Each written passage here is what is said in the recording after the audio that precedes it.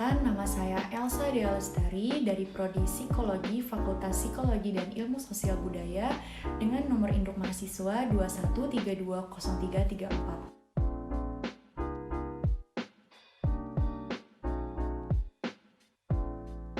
Sejarah peradaban Islam di dunia merupakan ilmu mengenai perkembangan peradaban Islam dari waktu ke waktu. Menurut Harun Nasution dan Nuruzzaman Siddiqui, sejarah peradaban Islam di dunia terbagi menjadi 3, yaitu periode klasik, periode pertengahan, dan periode modern. Dimulai dari yang pertama adalah periode klasik. Periode klasik dimulai sejak tahun 650 hingga 1250 Masehi.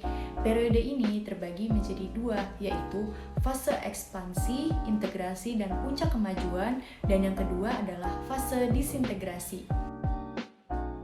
Fase ekspansi, integrasi, dan puncak kemajuan terjadi pada tahun 650 hingga 1000 Masehi. Peradaban Islam di dunia dimulai dari hijrahnya Nabi Muhammad SAW dari Mekah ke Madinah.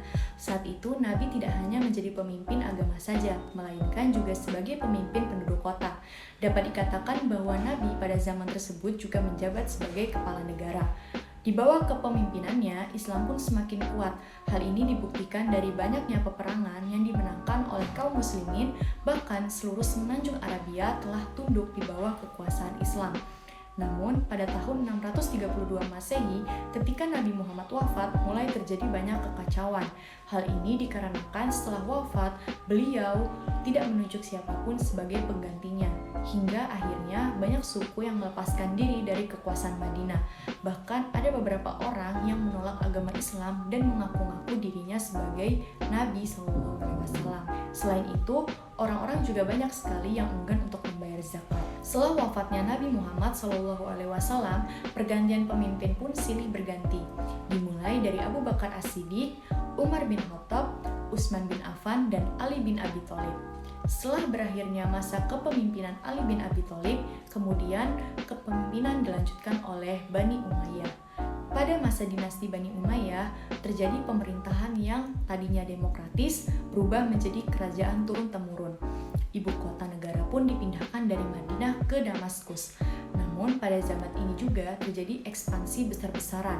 Beberapa wilayah yang berhasil ditaklukkan yakni Afrika Utara, Palestina, Syria, Spanyol, Irak, Persia, Afghanistan, Pakistan, Uzbekistan, dan beberapa wilayah di Asia. Setelah berakhirnya dinasti Bani Umayyah, kemudian digantikan oleh Khilafah Abbasiyah.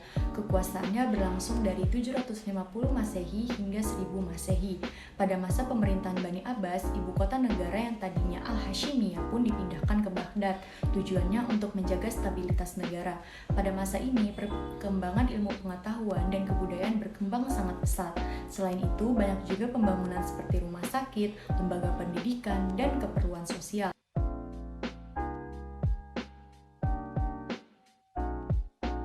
Masa disintegrasi merupakan masa di mana terjadi perpecahan dan kemunduran politik umat Islam. Bahkan kekuatan militer Abbasiyah juga mengalami kemunduran. Beberapa dinasti yang melepaskan diri dari kekuasaan Baghdad antara lain bangsa Persia, Turki, Kurdi, dan Arab. Periode pertengahan dimulai dari 1250 hingga 1800 Masehi. Periode pertengahan terbagi menjadi 2, yakni masa kemunduran 1 dan masa 3 kerajaan besar. Masa kemunduran 1 dimulai dari 1250 hingga 1500 Masehi. Pada masa ini, Islam mulai mengalami kemunduran, sebab Genghis Khan yang berasal dari Mongolia sedang gencar-gencarnya untuk melakukan ekspansi wilayah, dan salah satu kerajaan yang menjadi target adalah kerajaan Islam. Hulagu Khan yang merupakan cucu dari Genghis Khan pun ikut melancarkan serangan ke Baghdad, sehingga banyak sekali khalifah dan sebagian besar penduduk yang meninggal. Tidak hanya Baghdad, namun daerah-daerah lain seperti Syria dan Persia juga ikut diserang. Di samping itu, ternyata Spanyol juga terjadi peperangan antara dinasti Islam dan raja-raja Kristen. Peperangan ini pun berujung kalahnya dinasti-dinasti Islam. Lalu selanjutnya adalah masa tiga kerajaan besar 1500 hingga 1800 Masehi. Meski telah mengalami kemunduran di fase sebelumnya, di masa tiga kerajaan besar ini Islam mulai mengalami kemajuan lagi. Tiga kerajaan yang dimaksud yakni Kerajaan Utsmani di Turki, Kerajaan Safawi di Persia, dan Kerajaan Mughal di India. Kemajuan Islam pada masa ini diawali dari Sultan Muhammad Al-Fatih dari Kerajaan Utsmani yang berhasil menduduki Istanbul pada tahun 1453 Masehi. Kemajuan Islam pun semakin berkembang semenjak munculnya dinasti-dinasti di Persia yang menjadi cikal bakal kerajaan besar di dunia Islam. Namun pada tahun 1700 hingga 1800 Masehi mulai terjadi banyak pemberontakan di sejumlah daerah seperti Syria dan Lebanon. Hal ini pun menyebabkan Islam mengalami kemunduran kembali, ditambah negara-negara Eropa yang semakin kuat dan berkembang.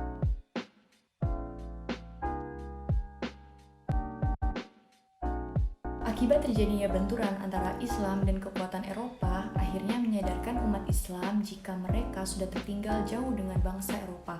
Oleh karena itu, banyak sekali pemuka-pemuka agama yang melakukan pembaharuan guna mengembalikan kejayaan Islam seperti periode klasik. Beberapa gerakan tersebut antara lain gerakan Wahabiyah yang diprakarsai oleh Muhammad bin Abdul Wahab, Syekh Waliullah, kemudian ada juga gerakan Sanusiyah di Afrika Utara yang diprakarsai oleh Said Muhammad Sanusi.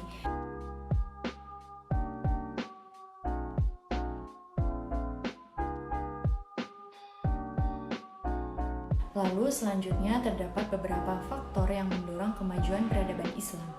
Adapun sebab-sebab kemajuan peradaban Islam pada masa kejayaan yaitu yang pertama terjadinya asimilasi antara bangsa Arab dan bangsa lainnya.